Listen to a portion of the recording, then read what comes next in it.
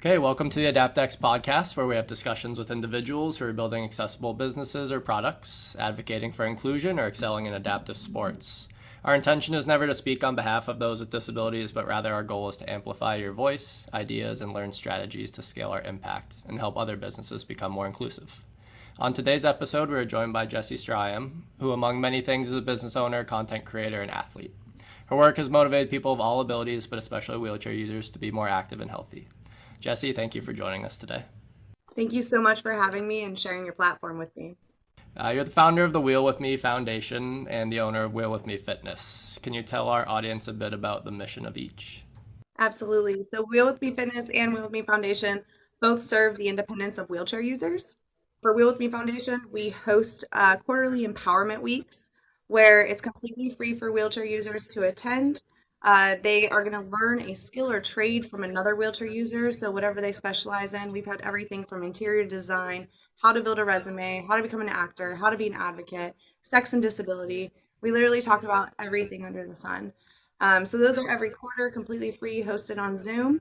And then we have Wheel With Me Fitness, which offers an app and a private Facebook group where we have 2 group calls a week for mental mindset and development. I think that's the biggest thing that holds anyone back is their mindset. And so we really want to support that side of things as well.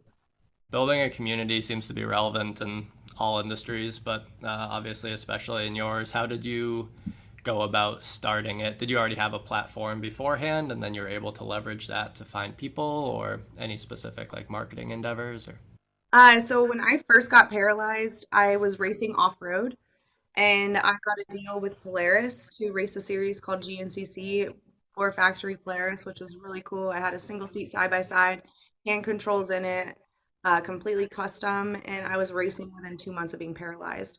So I was able to kind of go back to what I did before and integrate back into a normal life. But I realized so many people weren't able to do that and they weren't even living. They were staying at home, not able to transfer, not able to take care of themselves. I'm like, we've got to teach people how to be independent. And like, you have to be able to take risks when it comes to transferring, when it comes to trying new things, to be able to grow and be independent, especially as a wheelchair user or a person with a disability. And the more uncomfortable we get, the more we're able to grow. And I think that was the biggest thing that I wanted to get out there. I constantly fell on the floor my first 2 years of being injured. So I posted a video of me having a meltdown on YouTube. And it got like 50,000 views in the first month. And I was like, oh shit, people are listening to what I have to say. I should probably say things a little better and be more positive and put a light out in the world. And so that's what really reframed my mind to create this platform. So in 2018, I decided to go content create and actually pursue it. And I went from 5,000 followers to now my current day 107,000 on Instagram. Just completely organic, sharing my mission, sharing my journey, and trying to inspire people to use their obstacles to live life to the fullest like I have. which came first, the fitness platform or the foundation? The foundation. So the fitness platform started as a private Facebook group in 2017. I have a friend who's also a wheelchair user that started the Yelp of accessibility. It's called I Access Life. And it's a downloadable app where you rate and review places based on their accessibility. And I was like, oh, you created an app. How can I create a fitness app? And he's like, you'll never be able to do it. It's impossible. It's so hard. And I was like, well, shit, I guess I can create a Facebook group. And so I created a Facebook group. And that's really what we started as. I never did anything with it until the pandemic when I was led down this path of nutrition coaching, which led me to getting certified and now doing it full time. Yeah, I was gonna say, like, obviously many brick and mortar facilities were heavily impacted by the pandemic, but the remote stuff took off. So was the pandemic in some ways like a blessing from a business standpoint? It was a blessing overall from a human standpoint. I hit my lowest as a human being during the pandemic, and it allowed me to pivot. I gave my life to God. I'm like, I don't know what my purpose is. I don't know why I'm here, but I just need your support. I need guidance. I need help. And he was like, bet, I've been waiting for this. And my life has just immensely taken off since that. And it took me getting so low that I had no other choice but to ask the higher power for help. I think that's really important for people to understand. Like, we think we're in this world alone, and we're really not. And I was an atheist before I was paralyzed. So I've been that person that didn't believe in anything. And I understand why I struggled so much before my injury, and it's because I wasn't guided. I had no purpose. I had no bigger reason for being here. So my paralysis really was a blessing as a whole because it gave me so much more than it took away. Even on days when I struggled, like today, struggled putting my leg braces on, got frustrated, started crying, but I still did it. And before, if I got frustrated in life, I would quit. And now I don't quit. And I think that's the most powerful thing this struggle has given me. Yeah, I mean, there's good days and bad days, but it's the same for able-bodied individuals as well. There's still bad days in that regard. So I wonder if how do you help people, I guess, see the positive of an accident, or how do you guys like approach that subject with people? We build relationships and friendships, and it's very interesting. Like just recently, I finished a 12-week uh, course where it was just five of us together, and I was helping these five women that use wheelchairs lose weight. And the biggest pivotal switch they had was their mindset, and it was really cool because one individual in particular, she at like week 6, she went to her parents' house, and she's only been injured for a year. And she went to her parents' house, couldn't get in the bathroom, got really frustrated with the lack of accessibility, and felt defeated. And she fell off for like 3 days. Well, then by week 8, 9, she fell in the shower, called for her husband, got back up, finished her shower, went and took her kids to the pool, continued to show up. And it was really cool to see how fitness and nutrition changed her whole entire mind and confidence about her capabilities and how she had to handle lack of accessibility.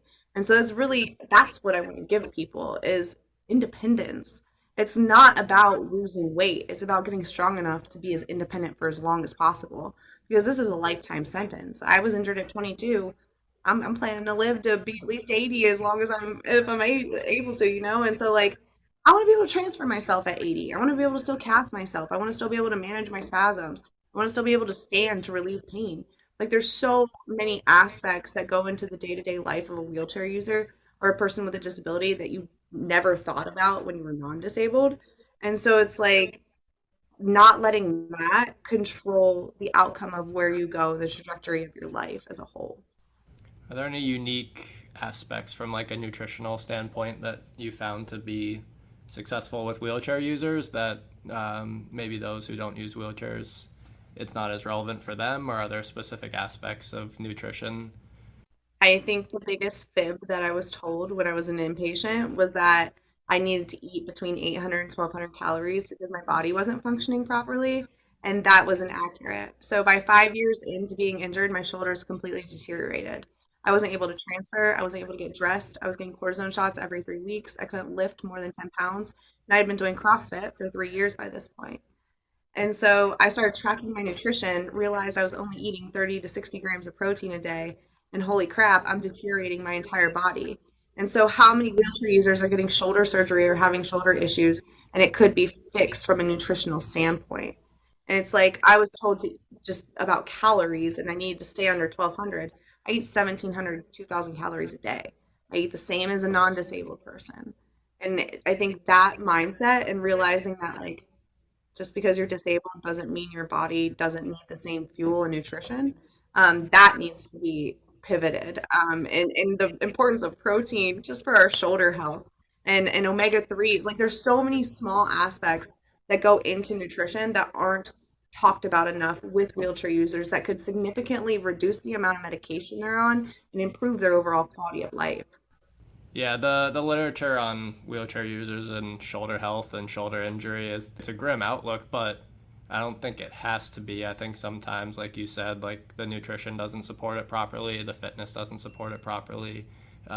So where people kind of view it as like some unique population that's different than the able-bodied, it's not. Maybe you're not quite as active over the course of a day, just in terms of how many active calories you burn, but you still have to support your muscle mass and your physical activity and the amount of energy you expend to propel your wheelchair, etc. So that's a great mission. And like, is there anyone else that's doing nutrition kind of specifically with adaptive populations, or do you think it even needs to be differentiated?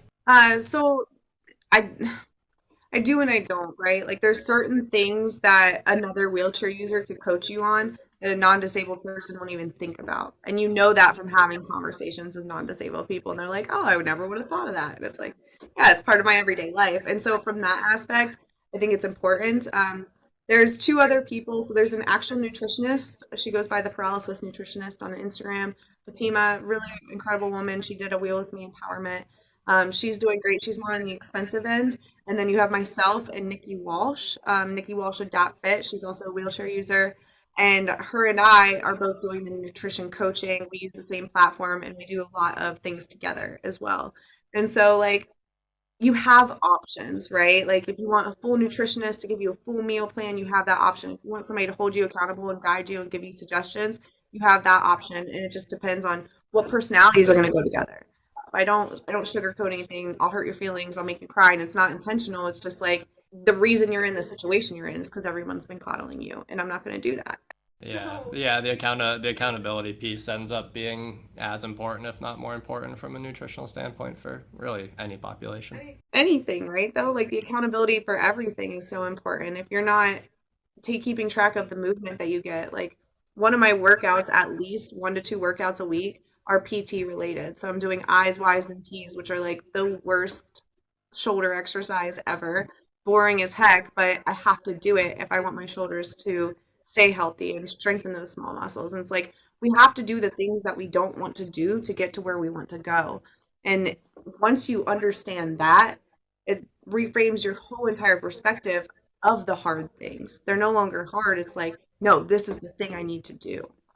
Yeah, that's awesome. From a vernacular standpoint and like a terminology, I see a lot of differing opinions in terms of whether people like to be considered disabled or neurotypical and all these various terms. And when we teach our course to other fitness professionals, I teach a class on how to like train people with disabilities, physical and intellectual, and that's one of the things that seems like people seem to get hung up on, like they don't want to offend anyone and they're not sure how to have those conversations and kind of like how do you approach that. Obviously it's a case by case basis, but what are the terminologies you prefer versus don't like to see?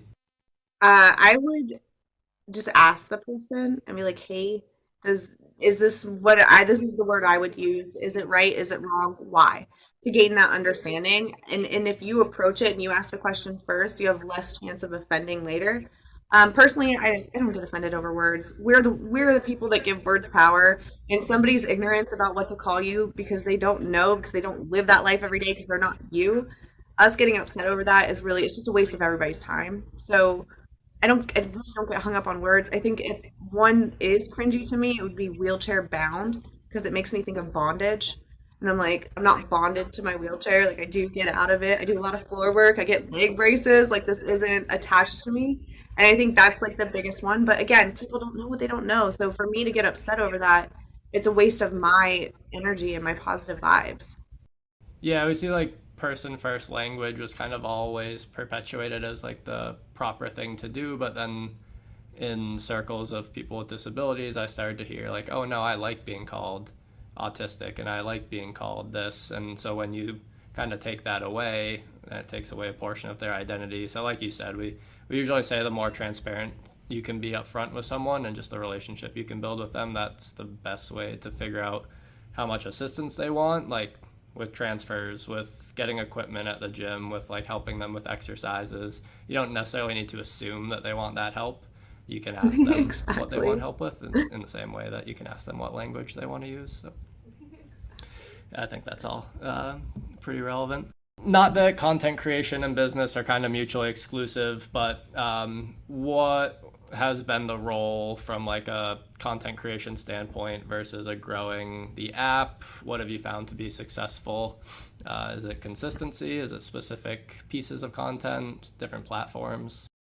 Honestly, it's who I connect with and who I get the information in. Word of mouth has been our best friend recently. We have people that just love the app and they rant and rave, they'll tag it, and that's very helpful. I reached out to news sources, so we were on the Today Show and GMA3, and that really helped getting that national attention. But I mean, we're offered globally, so we have users in Germany, Australia, the Netherlands, which is really cool too, because it's translated in all those languages. So really, I think it's just a matter of it being around. We're only a year old, and in the first like 5 years of business, there you make no progress. and then all of a sudden it takes off. So I think it's going to take a little bit more time for us to get known and just keep sharing the platform and getting more people in. I think the thing that makes Wheel with Me unique is it's Wheel with Me. Like we want to wheel together as a community. So it's not the Jesi Stracham app. You're not going to just see my face in there. We have different wheelchair users. We get the local community in, program workouts, and record them doing it. Let them lead a workout, so you get to see different faces. You're not just with the same style. So if you like this person more, cool. You have more classes to join with that. Yeah, where do you see it kind of progressing to? Is it, or I guess maybe you can start initially with like kind of what the structure is. Is it live? Is it on demand? Is it pre-recorded? It's all pre-recorded, so you go into the app and there's different categories. There's strength, resistance bands, workouts in bed. That was something that we really wanted to focus on for the people that wait for caregivers. So there's resistance band, body weight, and strength training workouts from bed. So that way, if you're waiting for a caregiver, get moving in bed. Utilize that time. Don't scroll social media. Do something to better yourself. And that's really what will make life rewarding for you. That's what's going to build your confidence as a human being is just focusing on becoming 1% better every single day. You don't have to be in this current state where you are for the rest of your life if you are willing to take the action to get yourself out of there. And the biggest issue with society as a whole is this victim mentality of like, poor me, I can't do it, I could never. No, it's your lack of commitment to yourself and to the change that you're trying to make. That's all it is. It's not that you can't, it's that you're choosing not to. And the sooner that we accept responsibility for our actions or lack of, the sooner that we're able to attack it, change it, and correct the course to get to where we want to be. Do you think anyone's not receptive to that message, or is there kind of like, is there kind of, it wouldn't be exclusive to wheelchair users only. There's a lot of people that aren't receptive to that message. But like when you're first starting with someone like post accident, do you notice a trend towards that initially frustrates them and then they get to a certain point, or? Honestly, it just depends on the person. I get called ableist a lot by like older disabled people, and that's fine. I live that victim mentality. I was that person. I'm like, you should do this for me because I'm a wheelchair user. Well, because I'm a wheelchair user, my life is harder. Because I'm a wheelchair user, this. And it was like when I led with that and I used that victimness of what happened to me to kind of get my way, I didn't get my way. Where I'm like, you know what? I just want to help other people get to live life the way I have. I want you to be able to drive across the country by yourself and in 8 weeks and go travel and visit other wheelchair users and have a community and meet people. Like I want people to get to experience this life the way I did because it was so rewarding and it's just continues to be rewarding. And I want people to get to experience that and realize that hey, your life's not over because this happened to you. And the sooner that we give people that kind of hope, I think the sooner that they're able to attack. But there are some people, like I peer mentor at the hospital, and there's some people that I knock on the door and I'm like, peer mentor, and they're like, no, and just shut you down. But there's some people that are willing to listen to what you say because I have the proof. I have the social proof on my social medias. I have the proof from the community that I've helped. Like I've lived life to the fullest. This injury has done a lot of things for me, and it's been that mentality of like, you know what, I'm not a victim because of this. Like time is going to keep passing, life is going to keep passing, and I have two options. I can be miserable in my current existence. I can make the best of it and figure it out and try and find what's going to make me happy and continue to make me happy. How do you feel if when people say that you're inspirational, or like what's your opinion on like the inspiration narrative? Because a lot of times we'll see someone with a disability performing like a rudimentary task and you get all these people on social media, they're like, oh, that's so inspiring, like that's so motivating, and it kind of like mitigates and like belittles the population, and it kind of perpetuates this narrative of like you should praise people with disabilities every time they do something. So like where do you kind of fall on like the inspiration? Like are you comfortable when people say you're inspirational, or are there certain environments where you're not comfortable with that, or? I'm my biggest inspiration for sure. I make the choice every day to swing my legs out of bed regardless of how much pain I'm in. If I piss myself, I figure it out, I move on, and I move on with my day. If I'm struggling to get my leg braces on and I'm cussing and I'm crying and I'm just over it, I still finish, right? Like that shit's inspiring. When I want to quit, I'm inspired by me. And I'm inspired by what I could be, where I could be if I just keep showing up. And because it's hard. Getting in the car is hard. Pumping gas is hard. Doing laundry is hard. Like the smallest tasks take so much extra effort. So yeah, I'm freaking inspiring because I didn't quit. Because even though I'm faced with so much challenge in life, I still show up, and that's inspiring. So yeah, I'm pumping my gas. Shit, I'm glad to inspire you. Now you go out and do something with that. That's the thing. Don't call me an inspiration if you're not going to do something with it. You need to take that inspiration and apply it in your own life, and say, hey, I was inspired by this girl doing this, and like still showing up. I'm gonna go show up. Yeah, that's the right narrative, and that's what I with all of our marketing materials and stuff that we put out. Like we always try to demonstrate what people with disabilities are capable of doing when they're in the right environments and they have the right support. And yeah, I think that's an awesome narrative to put forth. So I'm always interested in kind of how different businesses like grow and different revenue streams and monetization strategies. Like how do you where do you envision the app going? And you've done a good job of, see on your website, some different like affiliate links and various collaborations that you guys do, but kind of like what trajectory do you see the mobile app and your businesses as a whole going in? So my big focus is rehab facilities. I want to help newly injured, the more because people that have been injured 5+ years, they're in their ways, they're living their life, they're happy as a clam. Rarely do they come to you, right? Whereas newly injured, if we give them that support from the beginning, they'll realize what they're capable from the beginning. Over 50% of the spinal cord injury population relies on government assistance for their independence. Even 40 years post injury, only 30% of the population is working. So that means that 70% of the population is relying solely on government assistance for independence. That means you're relying on that government check, which is living in poverty. I last year I went back to work full time, so I've been working 40 hours a week for the past year until I broke my spinal fusion back in May, and running the app and running the nonprofit. And I'm full time paraplegic. I don't have function in my legs, and I still did the damn thing because I managed my time properly because I was committed to the process. And getting off government assistance and no longer receiving that social security check has been the most freeing thing I could have done. There's a gentleman, his name is Josh. He also has a spinal cord injury, cervical level. He is a attorney, and he helps people with disabilities completely free get off government assistance, helps you navigate social security because it gets really sticky. And the process was seamless, and now I have no limits on what I can earn. Now I'm no longer worried of like, am I going to go over the threshold? Am I going to lose my benefits? For the first time in 7 years, I have Medicaid, state insurance, because I went back to work and I can pay for it now.